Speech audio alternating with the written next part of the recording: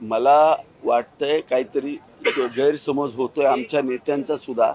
त्यांनी नीट अभ्यास केला पाहिजे. आपण जरी नेतृत्वात असलो तरी पोलिसांच्या विरुद्ध जास्त गेलं नाही पाहिजे. पोलीस त्यांची कायदेशीर कारवाई करत असतात.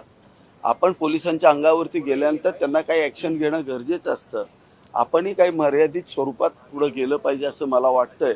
आणि मला नाही वाटत की पोलीस यंत्रणेनं कुठला बळाचा वापर केला, काहीही केलेलं नाही आहे. हे आमच्या नेत्याच्या फ्रस्ट्रेशनमधून झालं आहे. सदस्यांनी ऐकलं नाही, त्याचं फ्रस्ट्रेशन त्यांनी यंत्रणेवरती काढलं असं मला वाटतं.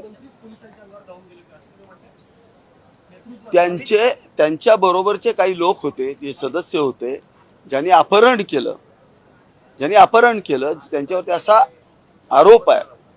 ज्याचं अपहरण झालं, ज्या व्यक्तीचं, त्याच्या मुलानं जाऊन तक्रार केलेली आहे. तो त्यांचा कौटुंबिक होता विषय. त्याचं अपहरण झालंय म्हणून त्यांना तक्रार दाखल केलेली आहे. त्या विषयामध्ये वादावादी झाली.